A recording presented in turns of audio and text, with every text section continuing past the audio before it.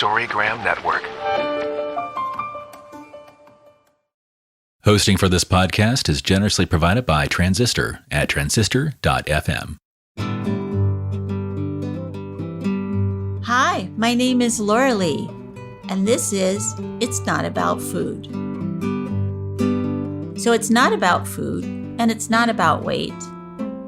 What is it about? Everything else, because it's never ever about food or weight, never ever, not even one time, not ever, ever, ever.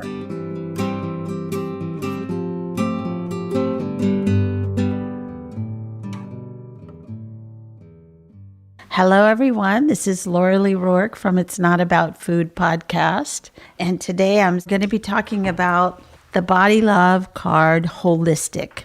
And the front of the card is the goddess is juggling all these balls in the air, sort of like an idea of holistic, of it's not just one thing that you're dealing with a lot of different things. And she's doing a pretty good job of juggling, and her little deer animal is sitting next to her and being with her as she does that.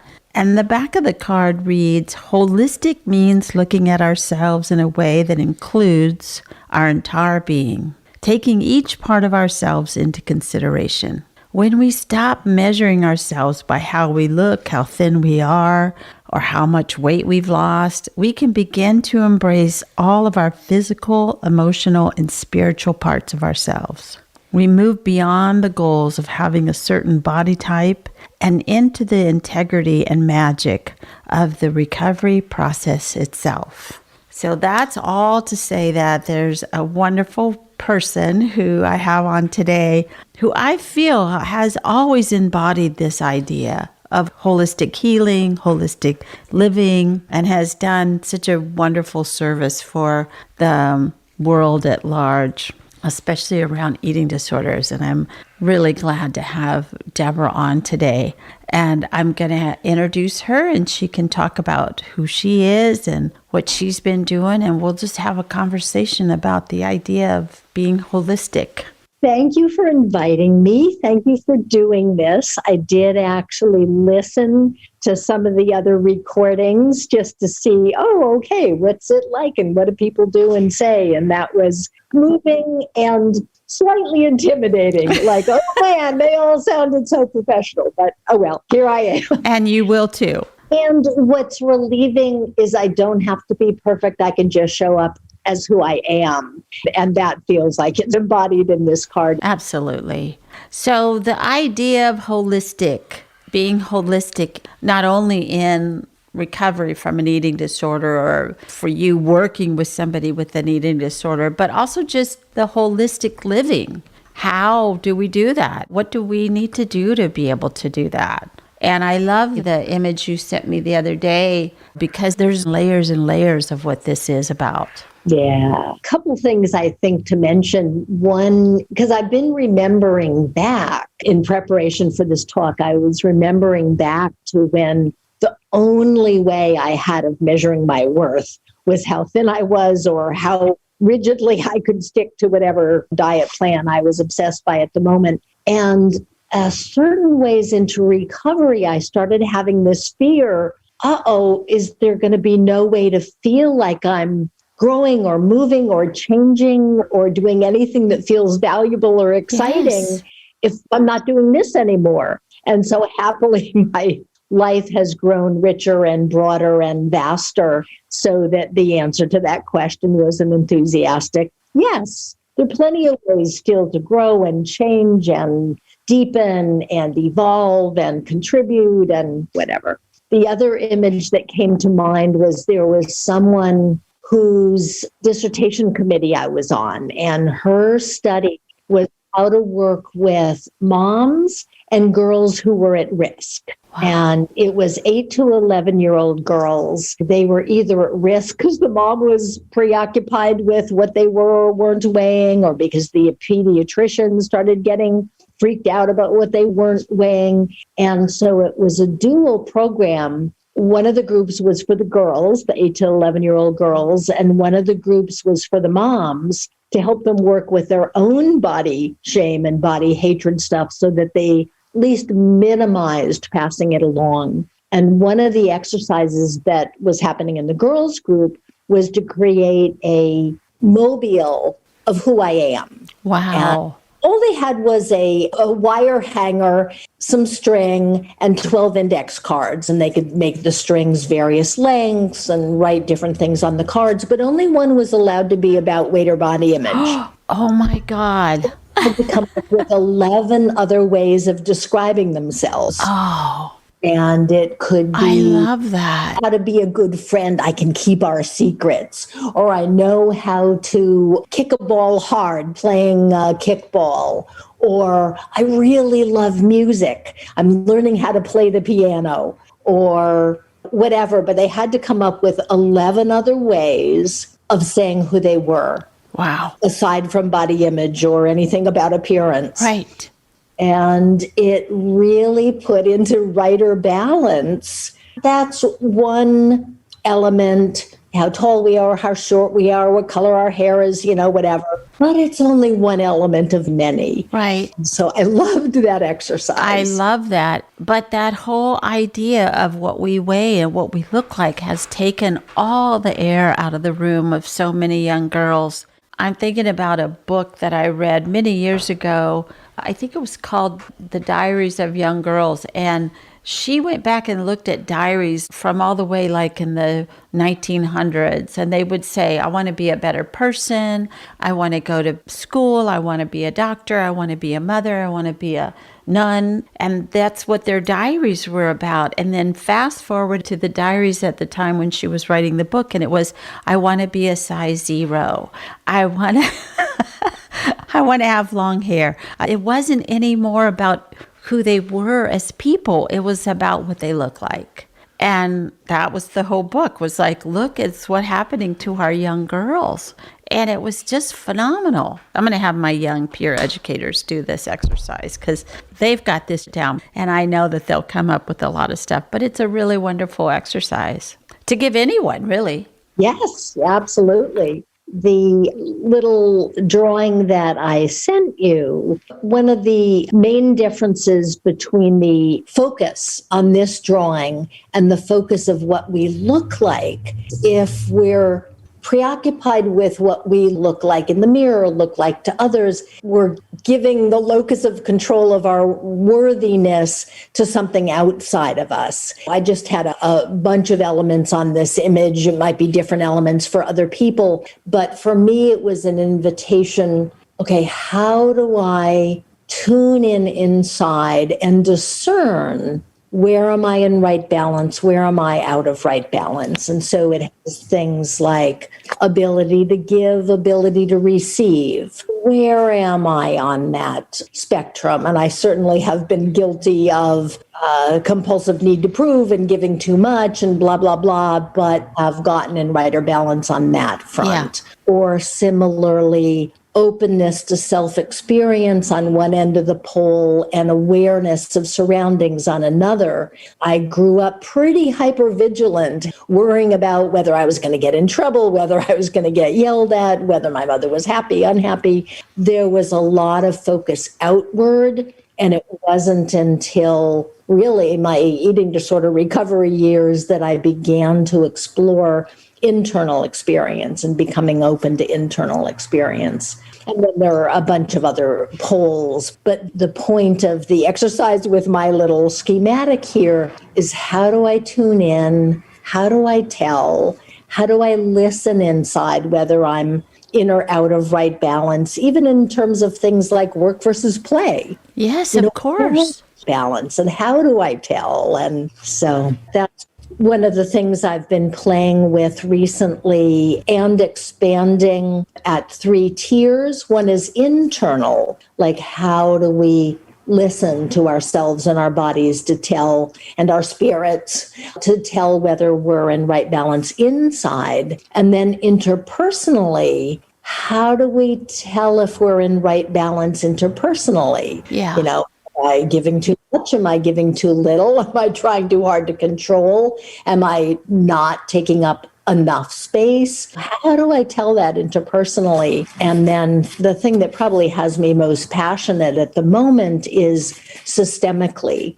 Like, how did we get so out of right balance with Mother Earth that we've just raped and pillaged her resources rather than retaining the kind of empathic attunement that once upon a time indigenous peoples had, goddess cultures had. We were in sync with Mother Earth at one point in time. And needless to say, the consequences we're seeing are about having gotten too far out of right balance. And with people and with other species. That's right. And even take what we've been dealing with the last year, the whole COVID thing is completely out of balance.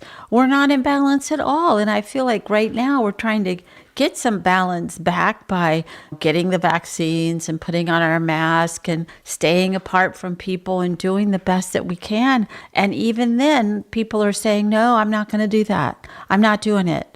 I'm not going to put on a mask. I'm not going to get a vaccine. I'm not doing any of that. And so how do we bring that person into some sort of balance with the rest of us? It's just as may you live in interesting times. I think about that all the time. This is a very interesting time that we're living in. Well, and even in that example, the balance between individual rights and the well-being of the whole. How did our individual rights get so out of right balance that we should get to do whatever we want, no matter who it hurts? I know. The thing that I got early on, the mask is not really for me. It's for others. It's my care of others that I'm going to wear this mask. And I don't think that is said often enough because people are like, they're still about me. Anyway, so we're really getting to see the underbelly of the beast in so many different ways about this. And how do we stay holistic within ourselves with all of this messiness? And putting things in proportion. There are, how anonymous to be, but part of my own recovery involved 12-step programs. So I'll just say it generically like that. And there's one of the 12-step programs that has to do with recovery in this realm that says turning to our higher power or our higher purpose. And the idea being, if I can truly align with maybe I'm here to offer something bigger than being a size whatever, can we attune to and align with something bigger than just me? And what you were saying about the mass and people being too stuck in me and are being stuck on self-image as being the only thing we can see about what we can contribute to the world just feels so heartbreaking. Storygram Network. Welcome to One Media, One Media. When you're whining with nurses. It's a place I like to call The Bleed. My name is Laurelee, and this is It's Not About Food. The art of being yay isn't just something he developed. Storygram Network.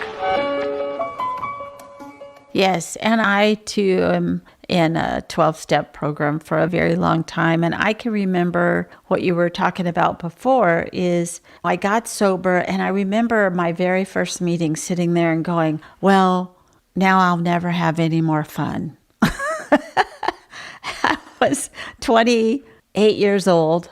I'm going to be 70 this year, so it's been a long time. And I've had a lot of fun since then. But I didn't think I would ever have any fun anymore, even though my drinking at that point was no fun. It was no fun for me. It was no fun for anyone around me, but it was what I knew. And it's like with the eating disorder, I felt like if I gave it up, I would just be as big as a house or I would just die without it. I couldn't not have it. And when I had to learn, oh, my body has its own rhythm, my body has its own holistic attitude. And I'm not in charge of it, which I always thought I was, but I'm not really.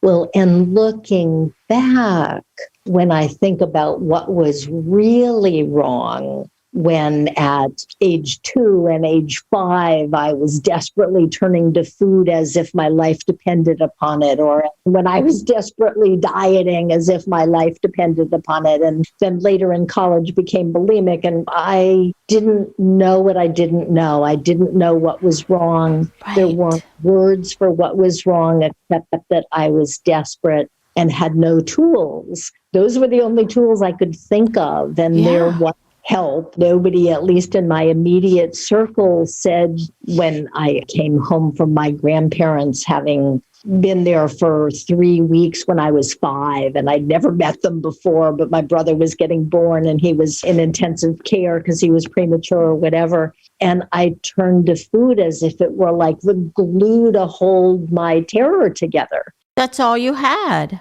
So the holistic approach was what emerged during the course of recovery. Like, okay, what's really going on? What do I need to address? What feelings do I need to learn how to tolerate rather than frantically fleeing to food to try to glue myself together? But when we're little like that, we don't have those tools. And really, when you think about how smart we were to come up with something that did work, like food or like fantasy or like, I don't know, millions of ways that little kids cope. Pretty smart, because the alternative is you have to leave the planet, and they don't want to do that, but they know they can't live on their own. I knew I couldn't say, I'm moving down the street. I had no way to do that. I'm not going to my grandparents for 3 weeks. That's not going to happen. No, we had to just go along to get along. So good, you saved your own little life at that point by doing that. And to me, that is looking at it as a holistic. What can I do to keep myself alive? And maybe some of them work better than others. They're all necessary. I think of myself, I'm a big bowl of a lot of things that worked before. A lot of them don't work anymore, but they're still there. God, I didn't cut that part of my brain out. I still have it there. I can still drink tomorrow if I want to.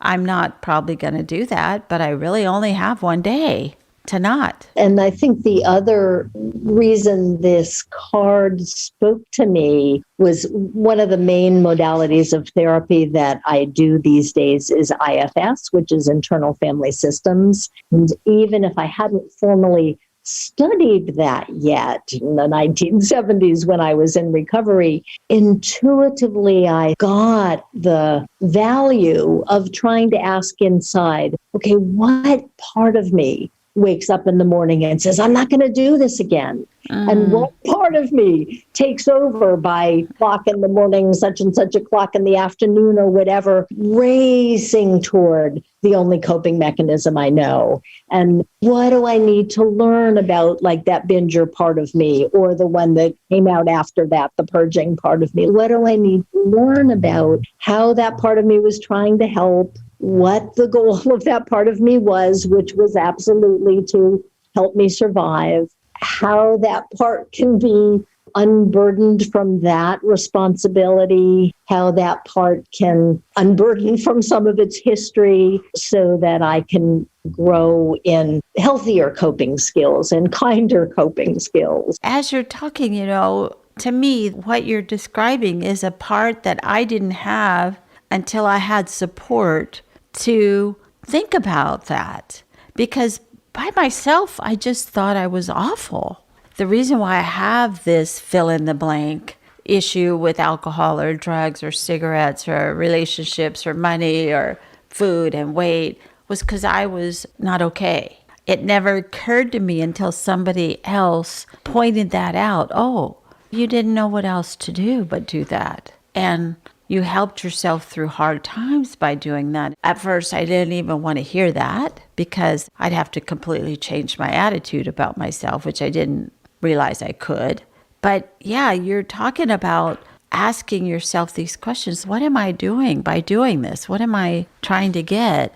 I know for me, I had to have somebody outside of myself ask those. I didn't feel like I had that inside of me. I didn't know that I could do that. Well, and that's part of what's been so moving to me over the decades about support groups, therapy groups, 12-step groups, is not only a safe place to share, but also a safe place among other folks dealing with similar issues, so that often there would be the experience of, I just put into words something that I hadn't had words for. It really resonates. And I feel like your legacy, your personal legacy, is you have been putting this out diligently for years of there is help and here it is. And there's this and there's this and there's this and there's this. And it has been phenomenal to watch somebody who has done that. And I'm pretty sure you're not being paid like the big bucks to do it. But it is your legacy and you have done it. It's a beautiful thing you've done all these years. Well, thank you. And it feels like it's because of having received the gift of recovery that I absolutely want to give back. Yeah, I get that. And I think everybody gets that. So if you think about yourself as this little girl at some point going, oh, my life is going to just go to hell. What if you could go in and talk to her when she was sitting on the bed going, what would you say to that young girl? Depends on the image that I'm calling up, but I have in fact that. So there's one image of me desperately afraid of the grandmother, afraid to even speak honestly, like there would be terrifying questions she would ask that I didn't know how to answer because I didn't know what they meant. Yeah. Wasn't able to speak in, 5-year-old words. And so what I've done is taken the little girl by the hand, given her courage. And in that instance, it was to encourage her to just say, Grandma, I don't know what you're asking. Could you say it in different words? Oh, yes. The permission to be herself, the encouragement to bear the vulnerability of not knowing, rather than frantically feeling like she had to pretend like she knew, even though she didn't. I have done that myself and gone back and told this little person, this is going to be over. This is like one tiny piece of your life. You live in Sonoma. You have a car. You have kitties and dogs, and things are pretty good. This too shall pass. I feel like a lot of times that's what I am actually telling my clients. If this is one little part, it's a big part because it's a big issue, but it is only one small part of yourself, like your mobile. It's only one tiny piece of yourself. And let's see what else there is and what else is going to happen for you. And I think that was another encouraging thing about having community in the course of recovery. Like when I first came in, I didn't believe there was a chance in a million that I would get to recovery because I kept trying and failing and trying and failing and having good intentions when I woke up and having fallen off the wagon by 3 and 3, whatever. And yet week in, week out, there were people with more recovery who were saying, it's okay. You'll get there one baby step at a time. And it did. It took me years. But I eventually was able to get to the place of being able to say, I know in my bones that recovery is possible, and it's scary, it's hard, and there are phases where you don't think it's going to be possible, and yet it is. And yet it is. And you already are there. To even be asking these questions. Like the moment you decided to pick up the phone or look online or do whatever it is, boom, you're on the path. So beautiful. And is there anything that you would like to put out in the universe about what you're doing and how people can get a hold of you if they would like to hear more about your thing? APTED, which is the Association of Professionals Treating Eating Disorders, has had many evolutions over the course of the last nearly over 35 years, because we began in 85. And at some points we had a training program and a low-fee clinic and so forth. That came and went. So I'm not doing that at present, but there certainly are people that I supervise. There certainly are people that I train, even if it's just 1 or 2 here or there. As I alluded to before, the main thing that I'm working on at the moment, and it's not yet to a functional website, but a website that's going to be called Finding Right Balance. There's a portion of it that's about within oneself. How do we find right balance? There's a portion that has to do with interpersonally. How do we find a balance, whether in a couple relationship or any other kind of intimate relationship, the balance of giving and taking and no power over type relationships or other healthy variations on the theme. And then the final one that's probably becoming the larger one is how do we get ourselves back into right balance systemically? What do we need to do differently vis-a-vis other humans, other groups of humans, other species, and on the planet itself, so that things can evolve toward a righter balance. And I've been really searching and seeking to try to understand, okay, what is it about human nature that has tilted us so badly toward war and violence and power over relationships and racism and misogyny and patriarchy and colonialism, all these awful kind of manifestations of power over, as opposed to what I find really valuable and important, and it's like tradition 1 in the 12 steps, our common welfare must come first. How can we embrace that as a goal? And whether on a planetary level or just on a community level, what do we need to bring into righter balance? So that's not a website that exists yet in my bio. I can certainly give a email and a phone number or whatever. That's the main thing that's going on. And APTED's website is in the midst of being rebuilt because the technology was too old and it broke. It's being rebuilt to at least offer referral information and networking information. Great. We're still doing the newsletter most weeks, or as you say, sometimes only twice a month, but just offering information for anyone in the eating disorder world to know about trainings that are coming up or groups that are opening or treatment centers that exist, things like that. I love what you're saying. I think as we get older, I feel like I have gotten a lot better about thinking of the whole instead of just one little piece, because I was trying to go to work every day or I was trying to whatever. And now, as I'm probably going to be leaving the planet sooner than later, I should say, I want to make sure that I get my 2 cents in about what we're doing to the planet and what's important. And I think good for us, good for you for working on this and thinking about it. And the website sounds wonderful. And I really love the whole idea of right balance,